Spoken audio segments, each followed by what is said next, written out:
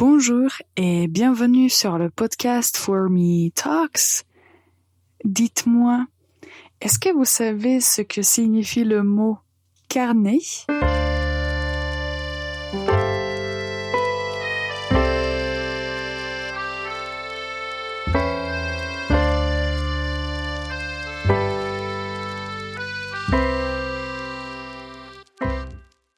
Bonjour et bienvenue pour ce nouvel épisode du podcast For Me Talks, le podcast dédié aux apprenants de la langue française.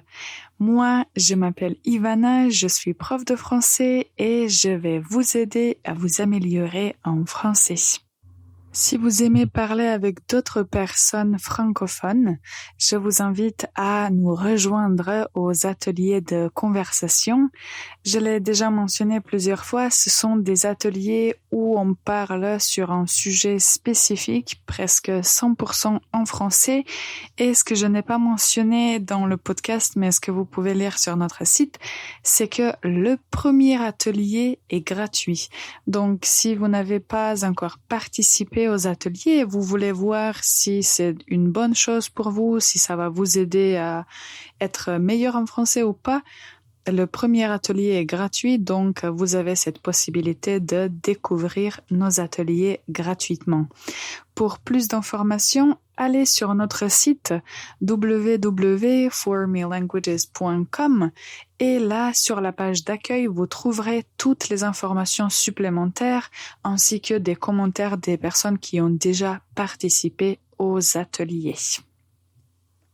Maintenant, on passe à la faute de la semaine. Écoutez la phrase. Elle a beaucoup de crayons dans sa trousse.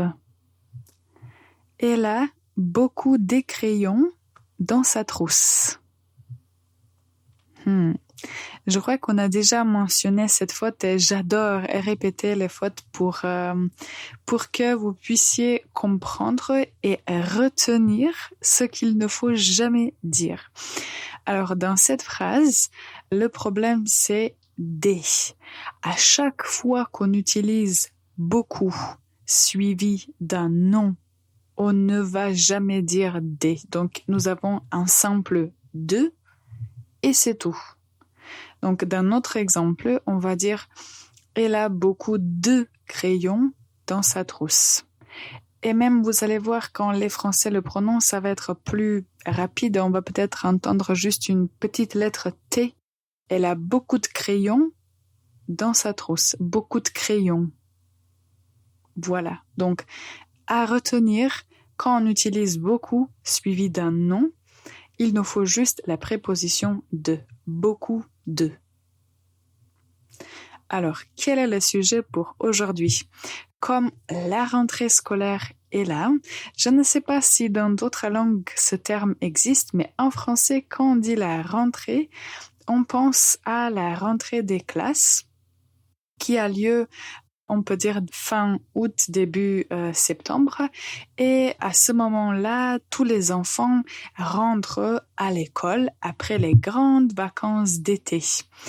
Comme la rentrée est là, je profite pour parler un peu des fournitures scolaires. Tout d'abord, qu'est-ce que c'est les fournitures scolaires? Il s'agit de toutes les choses dont les étudiants, mais je crois beaucoup d'autres personnes, pas seulement dans l'école, mais dans la vie, ce sont des objets, des petits objets dont on a besoin pour écrire, prendre des notes, etc. D'habitude, on parle des fournitures scolaires parce que les étudiants, les élèves en ont besoin. Aujourd'hui, nous allons mentionner quelques mots de vocabulaire utiles autour de ce sujet et puis nous allons essayer de retenir, de mémoriser ces mots en faisant une petite dictée. Mais je vais vous expliquer le contexte, ça ne va pas être difficile à le faire. Tout d'abord, les mots. Alors, vous pouvez écouter et répéter après moi. Un stylo. On l'utilise pour écrire. Un stylo. Un crayon. On l'utilise aussi pour écrire. On peut aussi avoir des crayons de couleur. Un crayon. Un cahier. on utilise un cahier pour prendre des notes. Un cahier. Une règle. D'habitude, on l'utilise pour les mathématiques. Une règle. Une gomme. Si vous avez fait une faute, vous utilisez la gomme pour effacer une faute, quelque chose que vous avez écrit avec le crayon. Puis, toutes les choses qu'on a mentionnées, donc un stylo, un crayon, une règle, une gomme, on les met dans la trousse. Qu'est-ce qu'on peut mettre d'autre dans la trousse? On peut mettre la colle. S'il faut coller quelque chose, on utilise la colle. Quand vous avez des crayons, il faut aussi avoir un taille-crayon.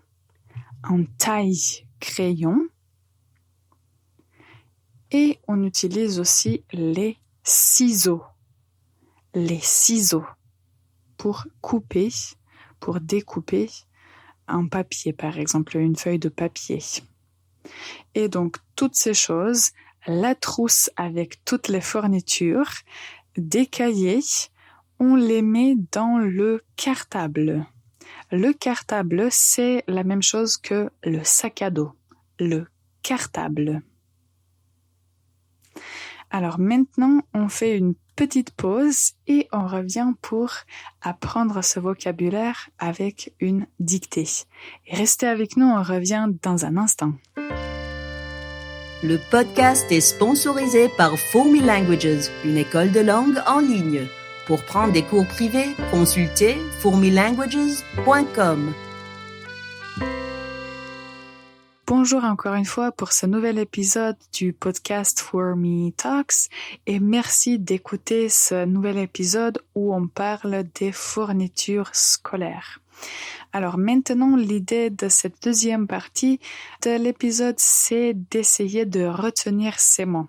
Si vous aimez faire la dictée, si vous êtes assis et si vous pouvez écrire, vous pouvez prendre un cahier et un stylo et essayer d'écrire les phrases que je vais prononcer.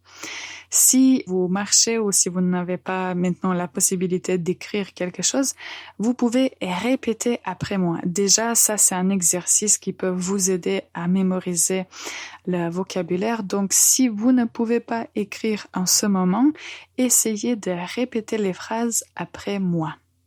Alors, comme pour les dictées d'habitude, ce qu'on fait, on lit le texte entier et puis on lit phrase par phrase. Donc maintenant, je vais lire toute la dictée et puis phrase par phrase. Écoutez attentivement. Aujourd'hui, j'ai rangé mes affaires pour l'école. J'ai mis des stylos et des crayons dans ma trousse. Ensuite, j'ai ajouté une gomme et une règle pour les mathématiques. Dans mon cartable, j'ai glissé quelques cahiers pour prendre des notes et une colle pour mes projets. Je n'ai pas oublié le taille-crayon pour mes crayons, ni les ciseaux pour découper les feuilles. On y va. Écoutez, écrivez ou bien répétez. Aujourd'hui, j'ai rangé mes affaires pour l'école. J'ai mis des stylos et des crayons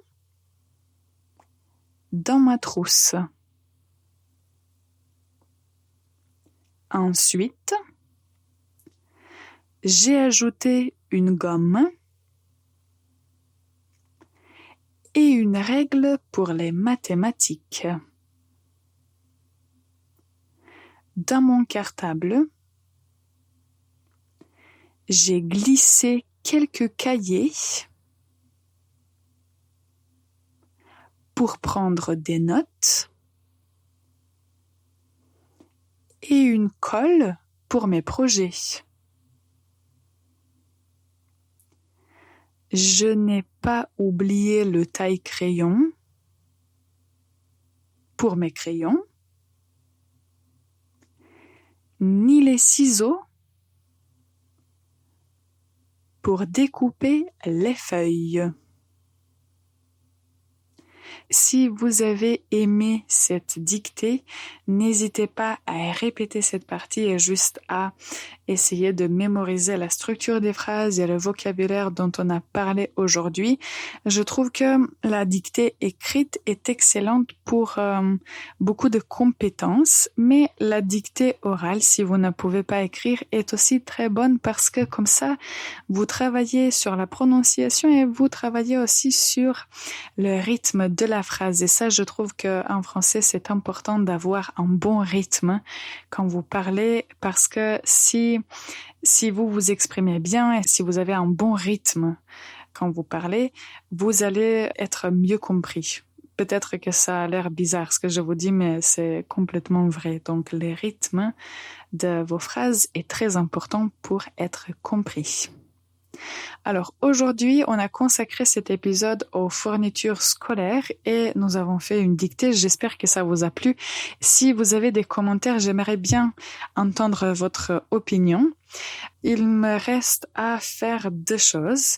Alors, je vais vous expliquer à la fin ce que signifie le mot carnet et maintenant je vous donne la phrase de notre document qui contient 50 phrases essentielles et que vous pouvez télécharger sur notre site internet gratuitement. La phrase que j'ai choisie pour aujourd'hui, c'est « Qu'est-ce que tu aimes ?» Qu'est-ce que tu aimes? Qu'est-ce que tu aimes?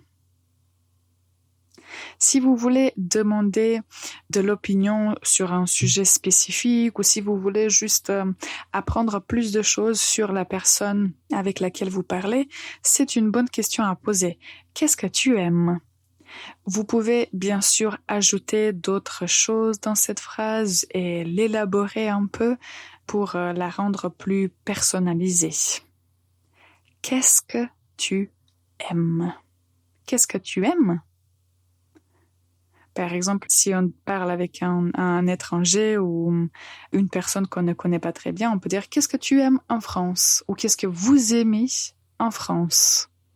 pour être plus précis. Cette phrase, vous la retrouverez sous le numéro 29. Et la dernière chose, qu'est-ce que c'est un carnet? Quand j'étais à l'école, moi j'étais vraiment une étudiante qui aimait étudier. Et en fait, j'avais cette idée qu'il faut faire tous les devoirs de toutes les matières et moi, j'étais vraiment très organisée à l'époque. J'avais un carnet et dans ce carnet, j'écrivais des choses qu'il fallait faire pour devoir. Donc, dans ce carnet, j'écrivais par exemple maths, faire les devoirs ou bien anglais, pratiquer le texte ou apprendre un temps spécifique.